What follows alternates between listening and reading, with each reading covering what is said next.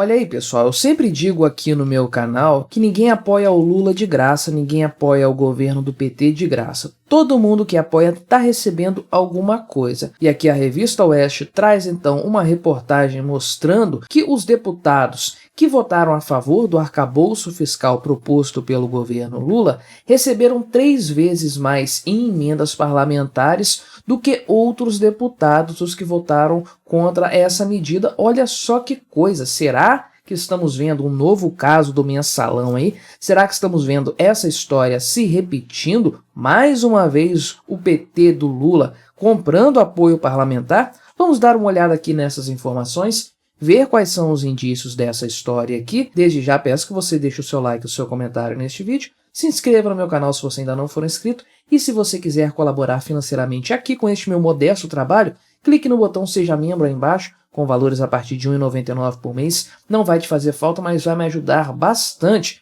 Então vamos dar uma olhada nesses dados trazidos pela Revista Oeste aqui a respeito da aprovação do teto de gastos, desse novo valor aí do arcabouço fiscal, dessas novas informações fiscais aí, essas restrições que foram propostas pelo governo. Teve aí uma série de emendas feitas pelos parlamentares e tudo mais, mas o fato é que no dia 23, terça-feira passada, o texto apresentado foi aprovado com uma extensa maioria. Estamos falando aí de 372 parlamentares votando a favor e 108 parlamentares votando contra o arcabouço fiscal, essa nova regra fiscal que vai pautar as ações orçamentárias, por assim dizer, do governo federal do ano que vem em diante. Na verdade, esse levantamento aqui foi feito pelo jornal O Globo, está sendo replicado pela Revista Oeste, mas o que foi apurado é que entre janeiro e até o dia da aprovação dessa arcabouço fiscal, que é a sessão que aprovou, que foi o dia 23 de maio, então praticamente aí 5 meses, os deputados que ajudaram a aprovar isso aí, os que votaram a favor, tiveram uma média de 7 milhões de reais em emendas parlamentares liberadas pelo governo, contra 2,3 milhões de reais que foram liberados nesse mesmo período aí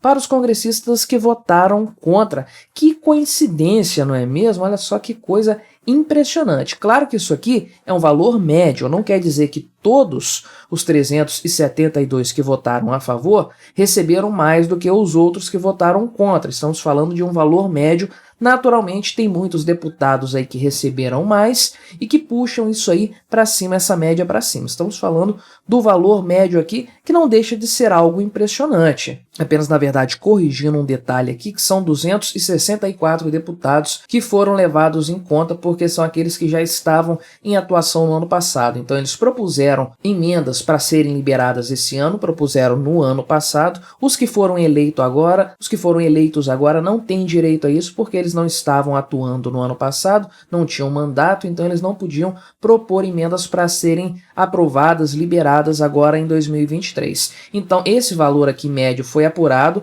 nesses 264 deputados aqui, que já estavam no Congresso Nacional no ano passado, haviam proposto emendas parlamentares, então, mas continua sendo aí um universo muito grande de deputados, um valor expressivo aí para ser considerado nessa conta aqui, nessa apuração de informações. E essas emendas aí são obrigatórias, o governo tem que liberar esse valor, porém o que o Poder Executivo pode fazer, ele não pode deixar de pagar, mas ele pode estabelecer um ritmo para esse pagamento, ou seja, o que for do interesse do Poder Executivo, ele coloca na frente nessa fila de pagamentos de emendas parlamentares. O que aconteceu então foi que emendas envolvendo deputados que ajudaram a aprovar o arcabouço fiscal passaram na frente dessa fila aí e já foram liberadas. O resto da galera foi para o final da fila para ficar por último aí com as sobras desses valores. Foi isso que aconteceu então. E aí tem uma listagem aqui também dos deputados que receberam mais valores em emendas nesse período. O relator da proposta, olha que coisa impressionante, né?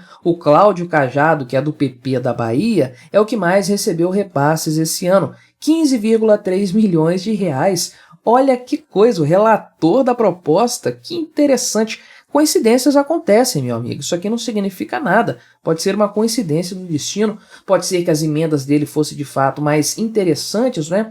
Mas seguindo aqui na listinha, outro deputado do Nordeste aqui, o Marcos Beltrão de Alagoas, que também votou a favor do arcabouço fiscal, está em segundo lugar com 15 milhões de reais em emendas liberadas, quase a mesma coisa que o Cláudio Cajado. E no Partido Republicanos aqui, que é o tal do Centrão, aqueles que são independentes, ou seja, um partido que exige uma negociação muito mais vantajosa para votar com o governo federal, não é base de apoio. Então ali a coisa tem que pingar com gosto para que o apoio aconteça, né, especialmente em projetos mais importantes para o governo federal. Então foram 34 votos a favor e 5 votos contrários. E aí, dentre os parlamentares da legenda que votaram a favor disso aí, tem uns que receberam uma grana federal em matéria de repasses aqui das emendas parlamentares, dentre eles o senhor Aloysio Mendes, também do Nordeste, né, do Maranhão, com 17,7 milhões de reais,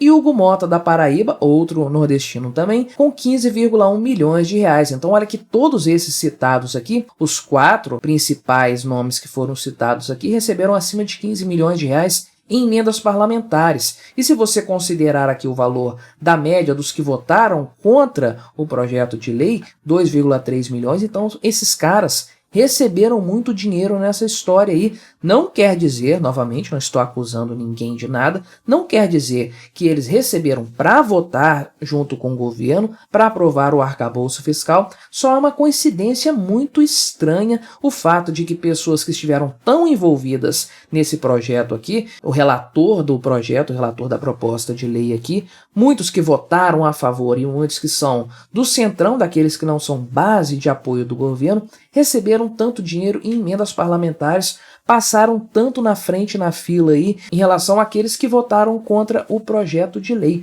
Uma coincidência assim, no mínimo, curiosa, você precisa concordar comigo. E acontece que o governo federal aumentou o ritmo de liberação dessas emendas aí nas semanas que antecederam a votação desse arcabouço fiscal. Conforme eu falei, o governo não pode deixar de pagar essas emendas aí, isso é uma prerrogativa do Congresso Nacional determinar o que vai ser pago, mas o governo federal pode estabelecer um ritmo para esse pagamento aí a depender das necessidades e dos interesses dele, principalmente. Então o governo liberou isso aí com mais intensidade nas últimas semanas, foi muito mais generoso nesse aspecto aí. E até o momento quase 2 bilhões de reais já foram empenhados em emendas individuais para deputados federais. Cara, é muito dinheiro para você pensar aí numa Câmara dos Deputados, né? Especialmente isso aqui não está contemplando todos ainda, conforme nós vimos, né? Claro que 2 bilhões no orçamento federal